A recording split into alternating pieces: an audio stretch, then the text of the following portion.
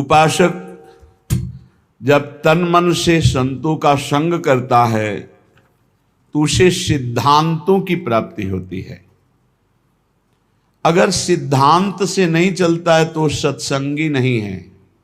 सत्संगी और सांसारिक में इतना ही अंतर है कि सांसारिक पुरुष की मन बुद्धि में जैसा आया वैसा कर बैठता है, और सत्संगी उसके मन बुद्धि में जब कोई बात आती है तो उसको प्रमाण खोजता है। ये गुरु आज्ञा के अंतर्गत है कि नहीं है, ये शास्त्र आज्ञा के अंतर्गत है कि नहीं है। अगर नहीं तो वो नहीं करेगा, है तो भी करेगा।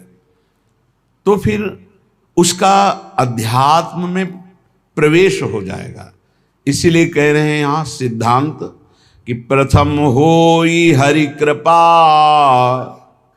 तब ही श्रद्धा उपजावे, साधु संग में प्रीति बढ़े, पुनि सद्गुण गावे।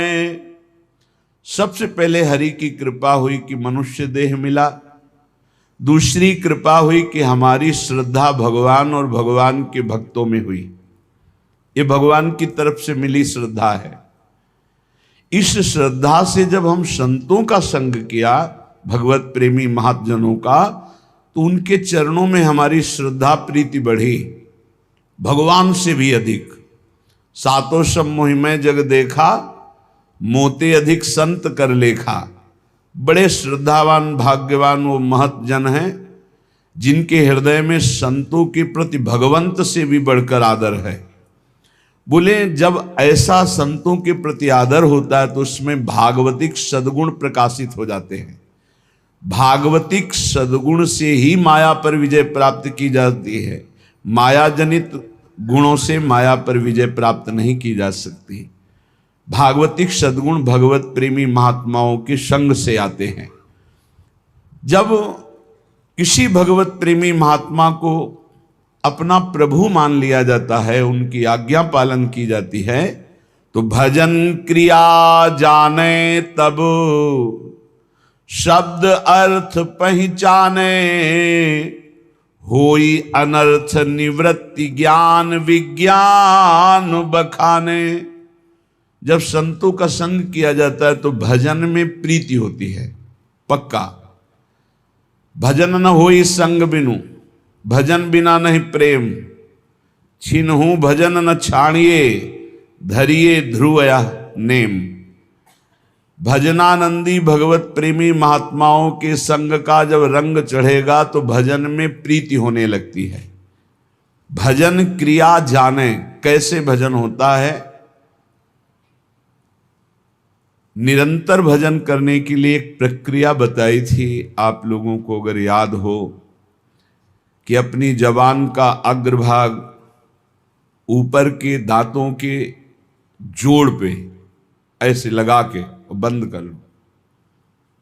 अब मंत्र चलाओ, नाम चलाओ, तुम्हारी मौन स्थिति रहने लगेगी और निरंतर मंत्राकार वृत्ति। पर ये अभ्यास से होगा, एक दिन में नहीं हो जाएगा।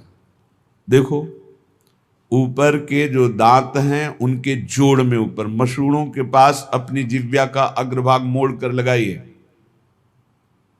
और ओठ बंद कर लीजिए। फिर नाम चलाइए। हवा जो श्वास बार बार आ जा रही उसकी ठसक में नाम मंत्र को उच्चारण कीजिए, जिससे भौरा गुनगुनाता है अंदर से। चल रहा है। इसको थोड़ा और जब ऊपर तालु के कर देते तो इसे खेचरी मुद्रा कहते हैं। इससे जो रस निकलता है वो बहुत पवित्र होता है, अंतःकरण को बहुत शीघ्र निष्पाप कर देता है। पर ये विषय पुरुष नहीं कर सकता, उब जाएगा थोड़ी देर में। अगर ये प्रक्रिया बनी रही तो आपको बोलने की हिम्मत नहीं रहेगी। कोई बात करेगा तो जहर जैसा लगेगा कि मंत्र छूट जाएगा अगर इससे बात करेंगे। प्रारंभिक दशा में बहुत निरंतर भजन करने के लिए ये प्रक्रिया हमारे काम आई। पूर्व में ये बहुत काम आई। तभी हमसे पूछा जाता था, तुम्हारे वाणी है, तुम बोल लेते हो? ऐसी स्थिति में रहते थे। यहाँ वृंदावन में जिस आश्रम में रहते थे 8 महीना हो गए होंगे किसी से राधे श्याम नहीं बोले थे। तो उन्होंने एक दिन कहा, महात्मा तुम बोल लेते हो, तुम्हारे जबान है? तो हम कहा जी, यहाँ किसी से आप राधे राधे नहीं करते, जरूरत नहीं।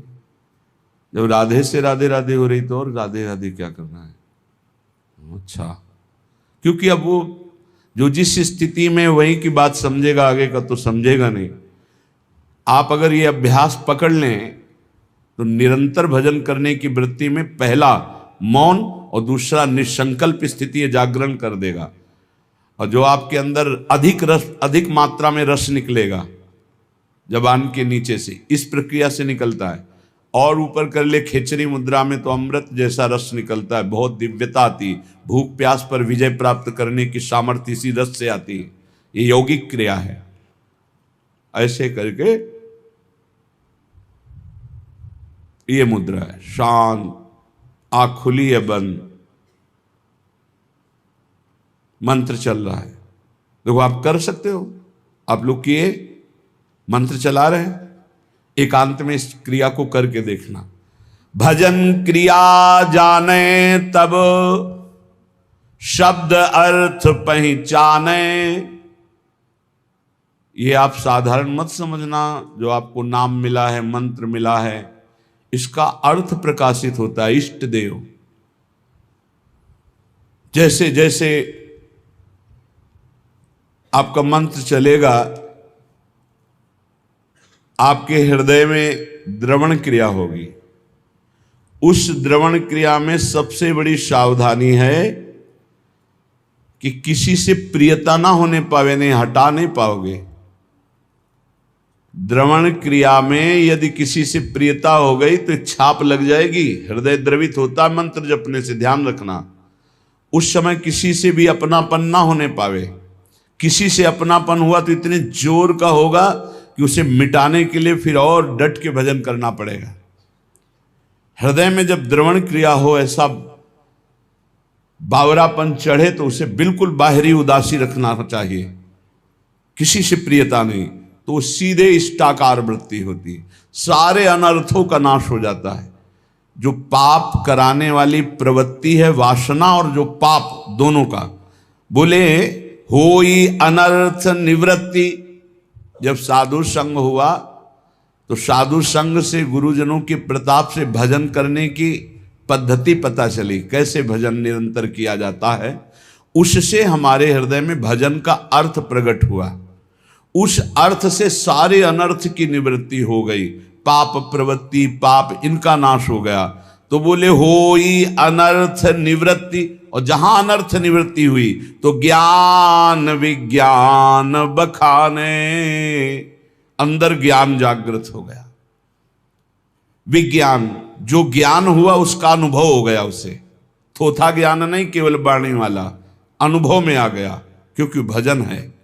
ज्ञान विज्ञान बखाने, फिर निष्ठा इष्ट विषय बढ़ के मन निश्चल होई। छिन छिन रुचि उपजाई नेह जग के सब खोई। अपने इष्ट की निष्ठा उसके हृदय में इतनी बढ़कर जागृत हो जाती है, अब कोई भी लाभ हानि प्रलोभन उसको अपने इष्ट से अलग नहीं कर सकता। निष्ठा इष्ट विषय बढ़ के मन निश्चल होई। मन अपने आराध्य